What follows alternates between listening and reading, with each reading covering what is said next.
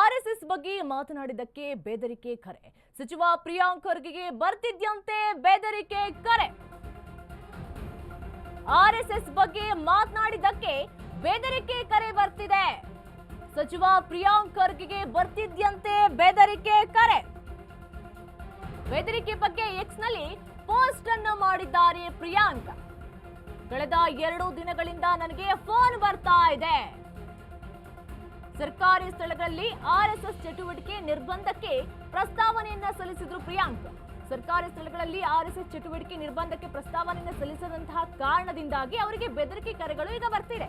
ನನ್ನ ಮತ್ತು ನನ್ನ ಕುಟುಂಬಕ್ಕೆ ಬೆದರಿಕೆ ಕರೆಗಳು ಬರ್ತಾ ಇದೆ ಅಂತ ಹೇಳಿ ಪ್ರಿಯಾಂಕ್ ಎಕ್ಸ್ ನಲ್ಲಿ ಪೋಸ್ಟ್ ಅನ್ನ ಮಾಡಿದ್ದಾರೆ.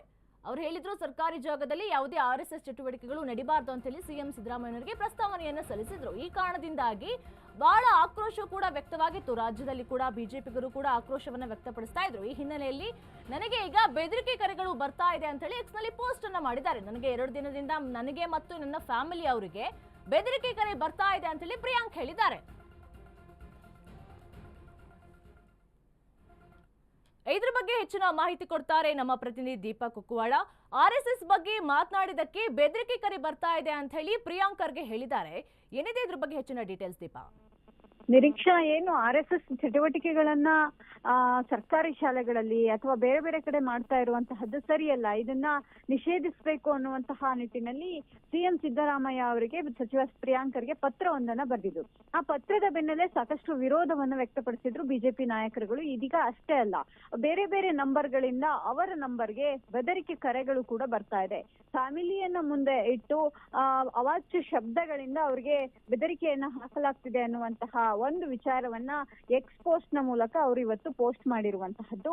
ಪ್ರಮುಖವಾಗಿ ಅವರು ಎಕ್ಸ್ ಖಾತೆಯಲ್ಲಿ ಹಂಚಿಕೊಂಡಂತೆ ಈ ರೀತಿಯಾದಂತಹ ಬೆದರಿಕೆಗಳಿಗೆ ನಾನು ಬಗುವನಲ್ಲ, ಇದು ಮೊದಲೇನಲ್ಲ, ಈ ಹಿಂದೆಯೂ ಕೂಡ ಬೇರೆ ಬೇರೆ ವಿಚಾರಗಳನ್ನ ಇಟ್ಕೊಂಡು ನನಗೆ ಬೆದರಿಕೆಗಳನ್ನ ಹಾಕುವಂತಹ ಕೆಲಸ ಆಗಿದೆ. ಆದ್ರೆ ಒಂದು ಈ ರೀತಿಯ ವೈರಸ್ ಅಂದ್ರೆ RSS ನ ವೈರಸ್ ಅನ್ನುವಂತಹ ಪದಪ್ರಯೋಗ ಮಾಡೋ ಮೂಲಕ ತೀಕ್ಷ್ಣವಾಗಿ ಟೀಕಿಸಿದ್ದಾರೆ. ಇದರ ಜೊತೆಗೆ ಅಂದ್ರೆ ಏನು ಸಂವಿಧಾನ ಮಾಡಿದಂತಹ ಅಂಬೇಡ್ಕರ್ನಾಗಿರ್ಬೋದು, ಗಾಂಧೀಜಿ ಅವರನ್ನೇ ಬಿಡದಂತಹ ಮನಸ್ಥಿತಿಗಳು ನನ್ನನ್ನ ಬಿಡುತ್ತಾ ಅನ್ನುವಂತಹ ಪ್ರಶ್ನೆಯನ್ನು ಕೂಡ ಹಾಕಿರುವಂತಹದ್ದು. ಆದ್ರೆ ಇದ್ಯಾವುದಕ್ಕೂ ಕೂಡ ನಾನು ಬಗ್ಗುವವನಲ್ಲ ಅನ್ನುವಂತಹ ಸ್ಪಷ್ಟನೆಯನ್ನು ಕೂಡ ಆ ಎಕ್ಸ್ ಖಾತೆಯ ಮೂಲಕ ಕೊಟ್ಟಿರುವಂತಹದ್ದು. ನಿರೀಕ್ಷಾ, ಥ್ಯಾಂಕ್ ಯು ದೀಪಾ ನಿಮ್ಮೆಲ್ಲ ಮಾಹಿತಿಗಾಗಿ. ಆರ್ಎಸ್ಎಸ್ ಬಗ್ಗೆ ಮಾತನಾಡಿದಕ್ಕೆ ಬೆದರಿಕೆ ಕರೆ ಬರ್ತಾ ಇದೆ. ಮೊನ್ನೆ ಆರ್ಎಸ್ಎಸ್ ಅಲ್ಲಿ ಯಾವುದೇ ಚಟುವಟಿಕೆ ಕೂಡ ಸರ್ಕಾರಕ್ಕೆ ಸಂಬಂಧಪಟ್ಟಂತಹ ಜಾಗಗಳಲ್ಲಿ ನಡಿಬಾರದು ಅಂತ ಹೇಳಿ ಸಿಎಂ ಸಿದ್ದರಾಮಯ್ಯನವರಿಗೆ ಪ್ರಸ್ತಾವನೆಯನ್ನ ಸಲ್ಲಿಸಿದ್ರು ಪ್ರಿಯಾಂಕ್ ಖರ್ಗೆ ಅವರು. ಇದರ ನಿಟ್ಟಿನಲ್ಲಿ ದೇಶಾದ್ಯಂತ ರಾಜ್ಯಾದ್ಯಂತ ಭಾರಿ ಆಕ್ರೋಶ ಕೂಡ ವ್ಯಕ್ತವಾಗ್ತಾ ಇತ್ತು. ಯಾಕೆ ಹೀಗೆ ಹೇಳಿದ್ರು, ಯಾಕೆ ಆರ್ಎಸ್ಎಸ್ ನ ಚಟುವಟಿಕೆಗಳನ್ನ ಸರ್ಕಾರಕ್ಕೆ ಸಂಬಂಧಪಟ್ಟಂತಹ ಜಾಗಗಳಲ್ಲಿ ಮಾಡಬಾರ್ದು ಅಂತ ಹೇಳಿ ಬಿಜೆಪಿಗರು ಹಲವರು ಕೂಡ ಆಕ್ರೋಶವನ್ನ ವ್ಯಕ್ತಪಡಿಸ್ತಿದ್ರು. ಈ ಹಿನ್ನೆಲೆಯಲ್ಲಿ ಖರ್ಗೆ ಅವರು ಹೇಳಿದ್ದಾರೆ, ನನಗೆ ಮತ್ತೆ ನನ್ನ ಕುಟುಂಬದವರಿಗೆ ಬೆದರಿಕೆ ಕರೆಗಳು ಬರ್ತಾ ಇದೆ. ಅವ್ರು ಹೇಳಿದ್ರು, ಸರ್ಕಾರಿ ಸ್ಥಳಗಳಲ್ಲಿ ಆರ್ಎಸ್ಎಸ್ ಚಟುವಟಿಕೆಗಳನ್ನ ನಿರ್ಬಂಧ ಮಾಡಬೇಕು. ಮತ್ತೆ ಅವರು ಹೇಳಿದ್ರು ಕೂಡ, ನಾನು ಬ್ಯಾನ್ ಮಾಡಿ ಅಂತೇಳಿ ಹೇಳಿಲ್ಲ, ಕೇವಲ ಚಟುವಟಿಕೆಗಳನ್ನ ಅಲ್ಲಿ ಮಾಡಬಾರ್ದು, ಅದು ಸರ್ಕಾರಕ್ಕೆ ಸಂಬಂಧಪಟ್ಟಂತಹ ಜಾಗಗಳಲ್ಲಿ ಯಾವುದೇ RSSಗೆ ಸಂಬಂಧಪಟ್ಟಂತಹ ಚಟುವಟಿಕೆಗಳನ್ನ ಮಾಡಬಾರ್ದು ಅಂತೇಳಿ ಪ್ರಸ್ತಾವನೆಯಿಂದ ಸಲ್ಲಿಸಿದ್ದೆ ಅಂತ ಹೇಳಿ ಅವರೇ ಒಪ್ಕೊಂಡಿದ್ರು. ಇದೀಗ ಅವರ ಮನೆಯವರಿಗೆ ಮತ್ತೆ ಅವರಿಗೆ ಬೆದರಿಕೆ ಕರೆಗಳು ಬರ್ತಾ ಇದೆ ಅಂತ ಹೇಳಿ ಪೋಸ್ಟ್ ಮಾಡಿದ್ದಾರೆ. ಎಕ್ಸ್ ನಲ್ಲಿ ಪೋಸ್ಟ್ ಮಾಡ್ಕೊಂಡಿದ್ದಾರೆ. RSS ಬಗ್ಗೆ ಮಾತನಾಡಿದಕ್ಕೆ ಸಚಿವ ಪ್ರಿಯಾಂಕ್ ಖರ್ಗೆಗೆ ಬೆದರಿಕೆ ಕರೆಗಳು ಬರ್ತಾ ಇದೆಯಂತೆ. ರಾಜ್ಯಾದ್ಯಂತ ಭಾರಿ ಆಕ್ರೋಶ ವ್ಯಕ್ತವಾಗಿತ್ತು. RSSನಕ್ಕೆ ಸಂಬಂಧಪಟ್ಟಂತ ಯಾವ ಚಟುವಟಿಕೆಗಳನ್ನು ಕೂಡ ಸರ್ಕಾರಕ್ಕೆ ಸಂಬಂಧಪಟ್ಟಂತಹ ಜಾಗಗಳಲ್ಲಿ ಮಾಡಬಾರ್ದು ಅಂತ ಹೇಳಿ ಪ್ರಿಯಾಂಕ್ ಖರ್ಗೆ ಅವರೇ ಪ್ರಸ್ತಾವನೆಯನ್ನ ಸಲ್ಲಿಸಿದ್ರು.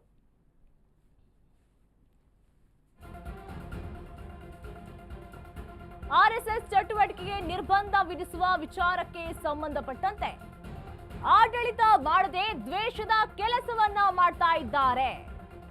ಮಾಜಿ ಸಚಿವ ಅಶ್ವಥ್ ನಾರಾಯಣ್ ಹೇಳಿಕೆಯನ್ನ ಕೊಟ್ಟಿದ್ದಾರೆ. ಆರ್ಎಸ್ಎಸ್ ನಿಷೇಧ ಬಿಟ್ಟು ಒಳ್ಳೆಯ ಕೆಲಸವನ್ನ ಮಾಡಿ, ಅಭಿವೃದ್ಧಿಗಿಂತ ಕಾಂಗ್ರೆಸ್ಗೆ ರಾಜಕೀಯ ಹೆಚ್ಚಾಗಿದೆ. ಆರ್ಎಸ್ಎಸ್ ನಿಷೇಧ ಬಿಟ್ಟು ಒಳ್ಳೆಯ ಕೆಲಸವನ್ನ ಮಾಡಿ, ಆಡಳಿತ ಮಾಡದೆ ದ್ವೇಷದ ಕೆಲಸವನ್ನ ಮಾಡ್ತಾ ಇದ್ದಾರೆ. ಮಾಜಿ ಸಚಿವ ಅಶ್ವಥ್ ನಾರಾಯಣ ಹೇಳಿಕೆಯನ್ನ ಕೊಟ್ಟಿದ್ದಾರೆ. ಆರ್ಎಸ್ಎಸ್ ನಿಷೇಧ ಬಿಟ್ಟು ಒಳ್ಳೆಯ ಕೆಲಸವನ್ನ ಮಾಡಿ, ಅಭಿವೃದ್ಧಿಗಿಂತ ಕಾಂಗ್ರೆಸ್ಗೆ ರಾಜಕೀಯ ಹೆಚ್ಚಾಗಿದೆ. ಆರ್ಎಸ್ಎಸ್ ಚಟುವಟಿಕೆಗೆ ನಿರ್ಬಂಧ ವಿಧಿಸುವಂತಹ ವಿಚಾರಕ್ಕೆ ಸಂಬಂಧಪಟ್ಟಂತೆ ಆಡಳಿತ ಮಾಡದೆ ದ್ವೇಷದ ಕೆಲಸವನ್ನ ಮಾಡ್ತಾ ಇದ್ದಾರೆ ಅಂತ ಹೇಳಿ ಮಾಜಿ ಸಚಿವ ಅಶ್ವಥ್ ನಾರಾಯಣ್ ಹೇಳಿಕೆಯನ್ನ ಕೊಟ್ಟಿದ್ದಾರೆ. ಆರ್ಎಸ್ಎಸ್ ನಿಷೇಧ ಬಿಟ್ಟು ಒಳ್ಳೆ ಕೆಲಸವನ್ನ ಮಾಡಿ ಅಭಿವೃದ್ಧಿಗಿಂತ ಕಾಂಗ್ರೆಸ್ಗೆ ರಾಜಕೀಯ ಹೆಚ್ಚಾಗಿದೆ ಅಂತ ಹೇಳಿದ್ದಾರೆ. ಆಡಳಿತವನ್ನ ಮಾಡದೆ ದ್ವೇಷದ ಕೆಲಸವನ್ನ ಮಾಡ್ತಾ ಇದ್ದಾರೆ. ಅಭಿವೃದ್ಧಿಗಿಂತ ಇವರಿಗೆ ಇಂತಹ ಕೆಲಸಗಳೇ ಜಾಸ್ತಿ ಆಗಿದೆ. ಮಾಜಿ ಸಚಿವ ಅಶ್ವಥ್ ನಾರಾಯಣ್ ಈ ರೀತಿಯಾಗಿ ಹೇಳಿಕೆಯನ್ನ ಕೊಟ್ಟಿದ್ದಾರೆ. ಆರ್ಎಸ್ಎಸ್ ನಿಷೇಧ ಬಿಟ್ಟು ಒಳ್ಳೆ ಕೆಲಸವನ್ನ ಮಾಡಿ ಅಭಿವೃದ್ಧಿಯ ಕೆಲಸವನ್ನ ಮಾಡಿ ಅಭಿವೃದ್ಧಿಗಿಂತ ಅವರಿಗೆ ಕಾಂಗ್ರೆಸ್ನವರಿಗೆ ರಾಜಕೀಯನೇ ಹೆಚ್ಚಾಗಿ ಹೋಗಿದೆ.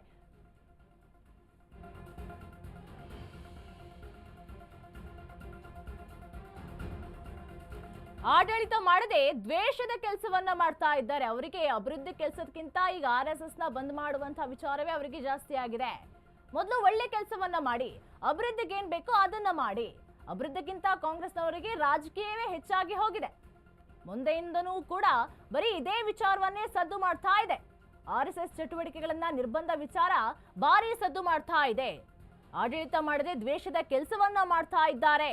ಮಾಜಿ ಸಚಿವ ಅಶ್ವಥ್ ನಾರಾಯಣ್ ಹೇಳಿಕೆಯನ್ನ ಕೊಟ್ಟಿದ್ದಾರೆ. ಇವರಿಗೆ ಅಭಿವೃದ್ಧಿಗಿಂತ ಇಂಥ ಕೆಲಸಗಳನ್ನ ಮಾಡ್ತಾರೆ. ಆರ್ಎಸ್ಎಸ್ ನಿಷೇಧ ಬಿಟ್ಟು ಒಳ್ಳೆ ಕೆಲಸವನ್ನ ಮಾಡ್ಲಿ ಮೊದಲು ಅವರು. ಅಭಿವೃದ್ಧಿಗಿಂತ ಕಾಂಗ್ರೆಸ್ಗೆ ಬರೀ ರಾಜಕೀಯನೇ ಹೆಚ್ಚಾಗಿ ಹೋಗಿದೆ. ಮೊನ್ನೆಯಿಂದನೂ ಕೂಡ ರಾಜಕೀಯದಲ್ಲಿ ಬರೀ ಆರ್ಎಸ್ಎಸ್ ವಿಚಾರನೇ ಬರ್ತಾ ಇದೆ.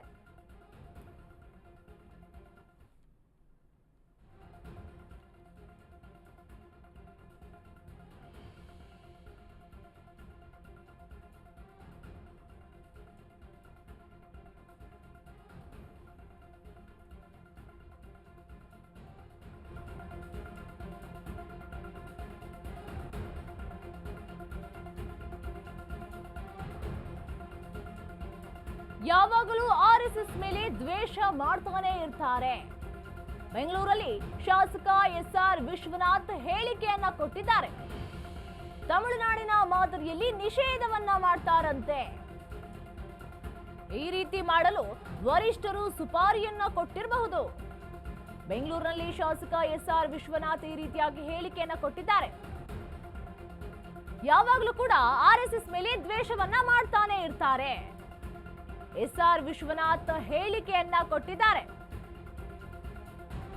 ತಮಿಳುನಾಡಿನ ಮಾದರಿಯಲ್ಲಿ ನಿಷೇಧವನ್ನ ಮಾಡ್ತಾರಂತೆ. ಯಾವಾಗ್ಲೂ ಕೂಡ ಆರ್ಎಸ್ಎಸ್ ಮೇಲೆ ದ್ವೇಷವನ್ನ ಮಾಡ್ತಾನೆ ಇರ್ತಾರೆ. ಎಸ್ಆರ್ ವಿಶ್ವನಾಥ್ ಹೇಳಿಕೆಯನ್ನ ಕೊಟ್ಟಿದ್ದಾರೆ.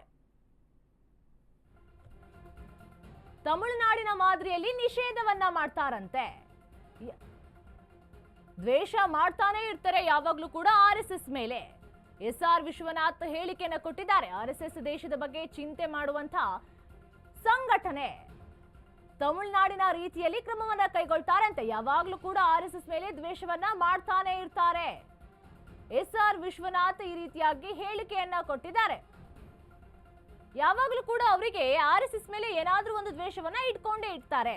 ಆದ್ರೆ ತಮಿಳುನಾಡಿನಂತಹ ರೀತಿಯಲ್ಲಿ ಅವರು ಕಾರ್ಯವನ್ನ ಮಾಡ್ತಾರಂತೆ. ತಮಿಳುನಾಡಿನಲ್ಲಿ ಯಾವ ರೀತಿಯ ಕ್ರಮವನ್ನ ಕೈಗೊಂಡಿದ್ದಾರೆ ಅದೇ ರೀತಿಯ ಕ್ರಮವನ್ನ ಕೈಗೊಳ್ತಾರಂತೆ. ಎಸ್ಆರ್ ವಿಶ್ವನಾಥ್ ಈ ರೀತಿಯಾಗಿ ಹೇಳಿಕೆಯನ್ನು ಕೊಟ್ಟಿದ್ದಾರೆ.